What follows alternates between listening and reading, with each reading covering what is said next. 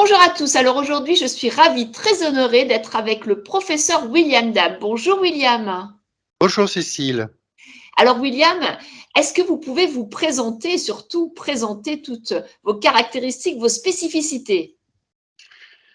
Cécile, je suis médecin, je suis épidémiologiste.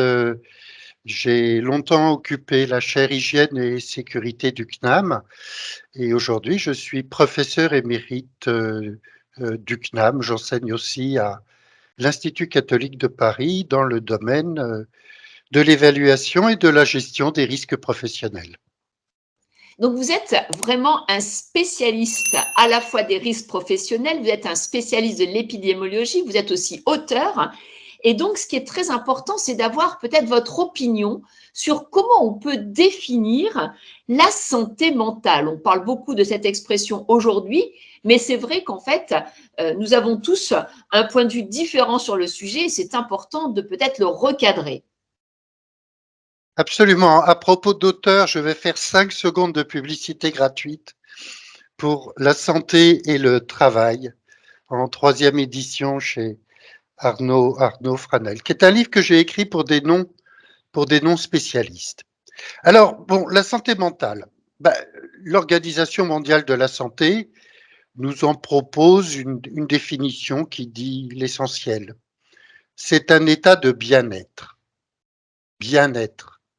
Ça, c'est le mot-clé important, qui permet à chacun de réaliser son potentiel, de faire face aux difficultés normales de la vie, de travailler avec succès et de manière productive et d'être en mesure d'apporter une contribution à sa communauté.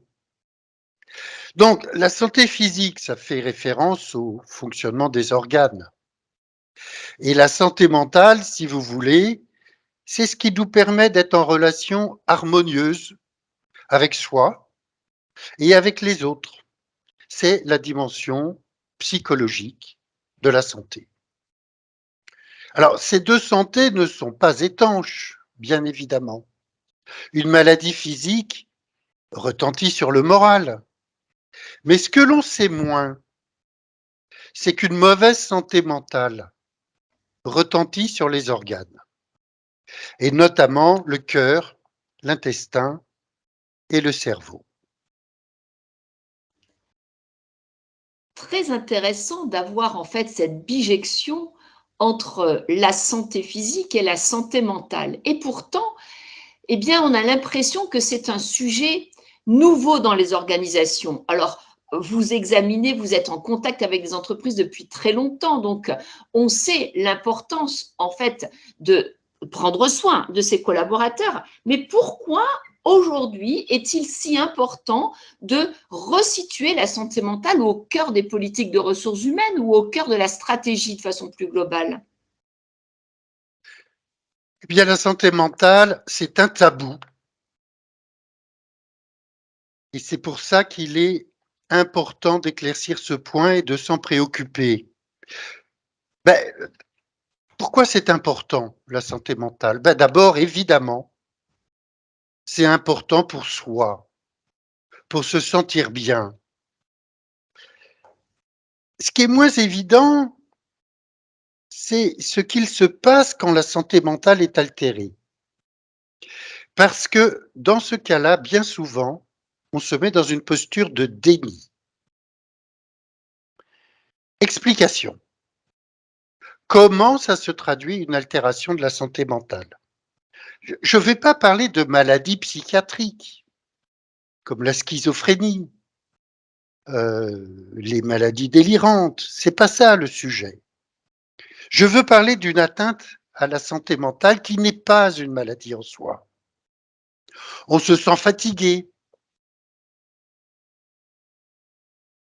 on manque d'énergie, on ne se sent pas bien avec les autres, même avec ses proches, on dort mal, on manque de motivation, on ressent une certaine détresse, une certaine souffrance qui pèse sur notre humeur. Pourquoi je parle de réaction de déni? Pourquoi c'est un tabou? Eh bien parce que fréquemment on se dit: «Oh, ça va passer. Ou alors, on se sent coupable. On ne se sent pas à la hauteur.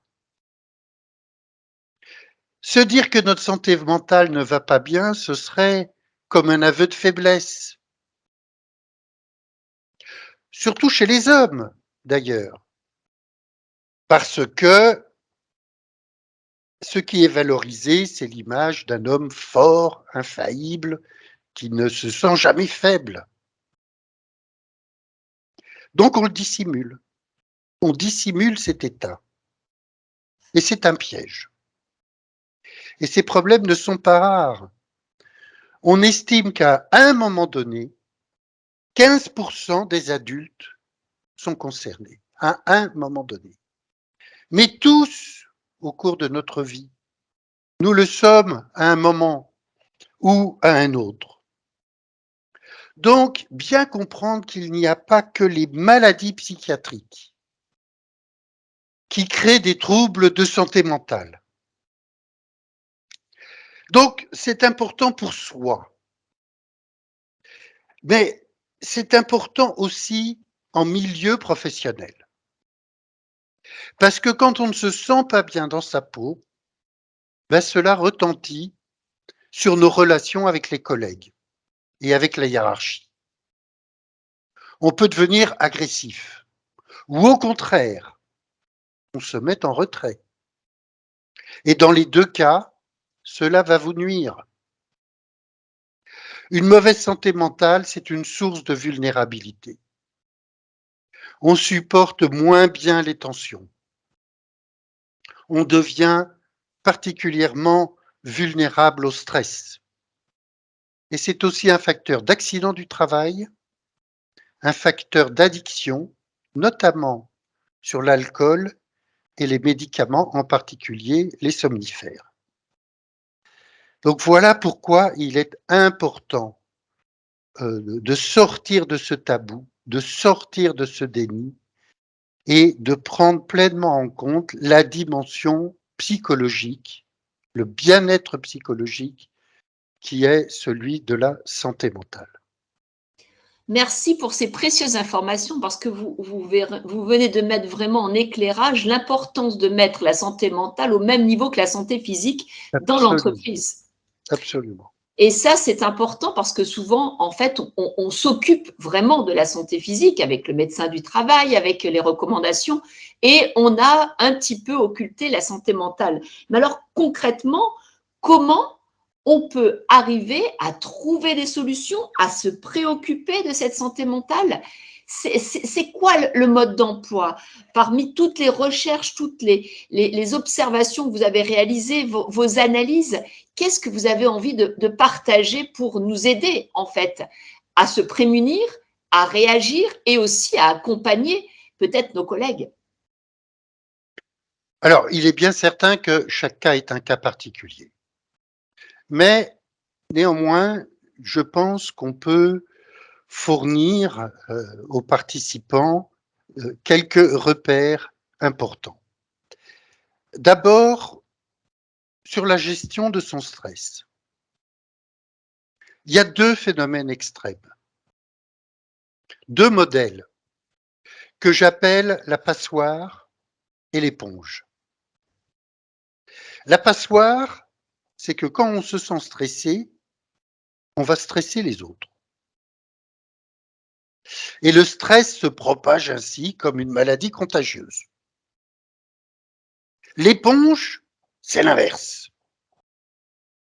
Je garde cela pour moi parce que je veux protéger mes collaborateurs. Ce faisant, je vais augmenter ma souffrance.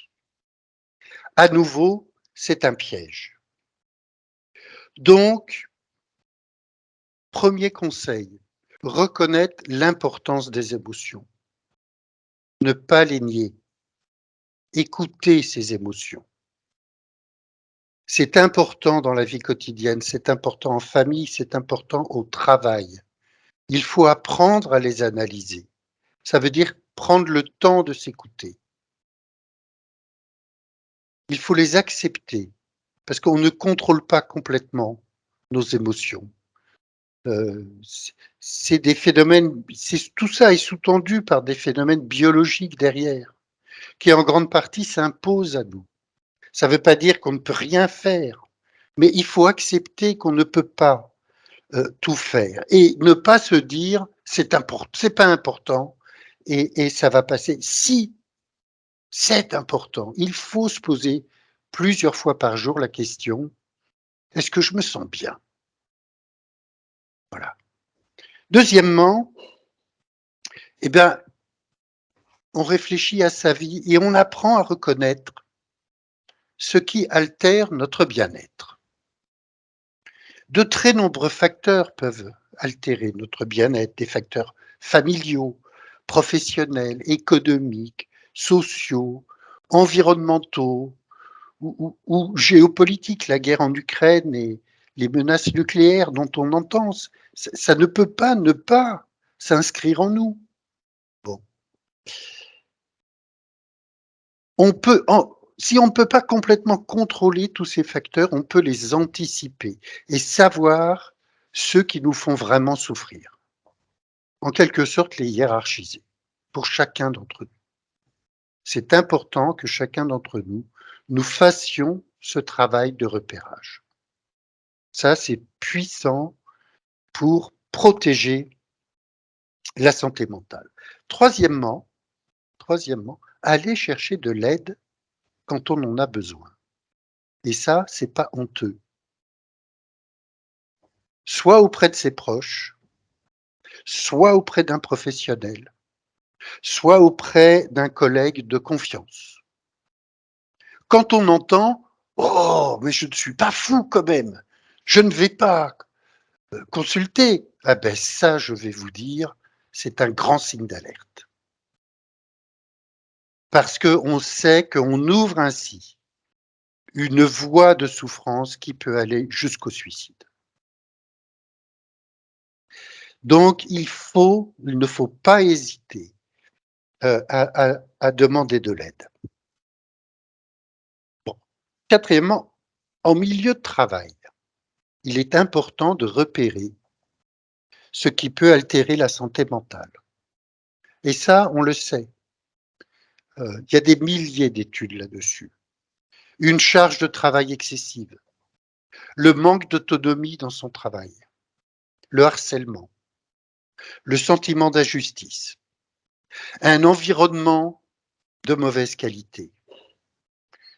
Quand le contexte managérial est favorable, on peut modifier ces facteurs. Quand le management est toxique, c'est pas si fréquent, mais ça arrive. La majorité des managers ne se disent pas tous les matins en arrivant au travail comment je vais faire du mal. C'est pas vrai. Mais il y a une minorité de managers qui peuvent être particulièrement toxiques parce que eux-mêmes, leur santé mentale est altérée. Alors, il n'y a pas beaucoup de stratégies, il y en a deux, soit l'évitement, ou alors la mobilisation collective si on a des collègues solidaires et courageux. Cinquièmement, c'est très important, il faut réfléchir à ce que sont, pour chacun d'entre nous, les vaccins contre le stress.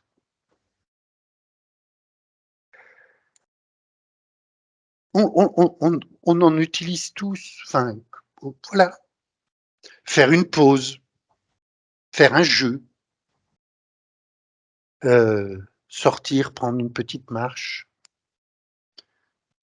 lire un journal, se changer les idées, aller prendre un café avec un collègue, faire des exercices de respiration, même quelques minutes, ça peut suffire à soulager une tension psychologique, nous réénergiser pour qu'on puisse poursuivre plus sereinement notre journée de travail. Donc, il y a des anti-stresseurs que nous pouvons mettre en œuvre nous-mêmes. Et il faut le faire. Et d'autres stresseurs ne peuvent être corrigés que dans une démarche collective. Alors pour cela, il faut bien sûr que votre malaise, votre stress, votre mauvaise santé mentale puisse être exprimé. Et ça suppose deux choses. Un, eh bien que vous en soyez conscient, parce que vous avez compris que la santé mentale, c'est important pour vous, et que donc vous y portez attention, et que deux, que bien entendu, dans votre entreprise, il y a un climat favorable à la santé, mais ce qui est assez souvent le cas, mais je sais bien que ce n'est pas le cas partout. Merci beaucoup, car en fait, là, vous venez de nous donner une potion magique avec des vraies pistes à mettre en œuvre. S'il y avait une dernière question autour de peut-être un ou deux messages synthétiques, un petit slogan pour nos managers qui vont vouloir, bien entendu, se prémunir contre les stress et en même temps apprendre à vivre avec, qu'est-ce que vous pourriez leur dire?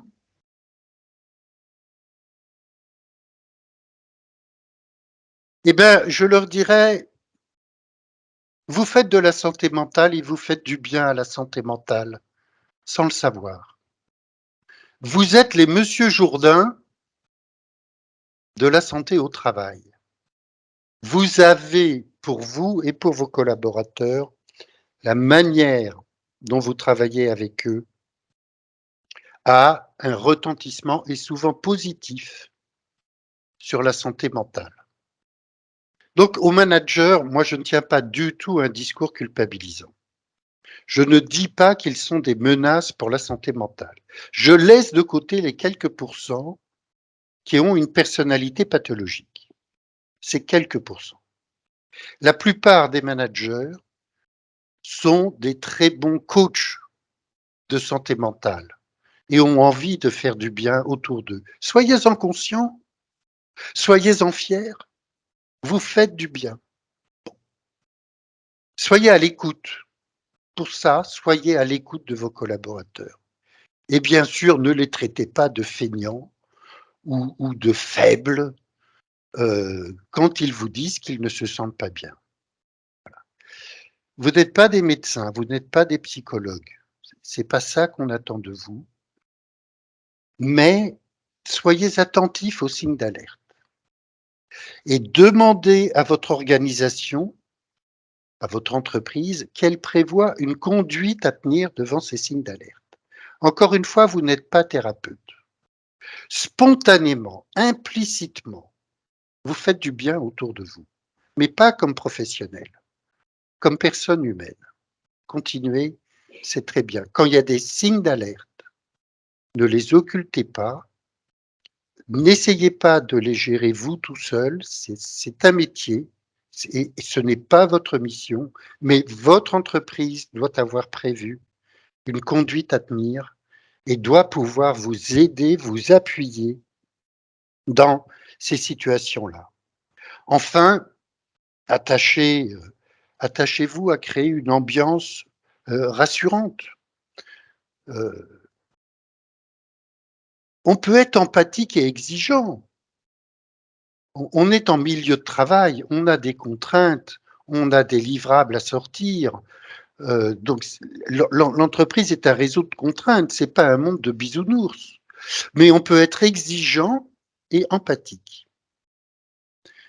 Et d'ailleurs, on est d'autant plus productif que l'on est empathique. Il y a des centaines d'études qui ont montré ça. Donc, en conclusion, je vous dirais que si vous veillez à votre propre santé mentale et si vous faites attention à celle des autres, vous allez améliorer votre santé globale et vous allez améliorer la performance de vos équipes. Quel beau slogan, un immense merci à monsieur et professeur Dab pour vraiment tout ce partage fondé sur des recherches, des études, de l'observation.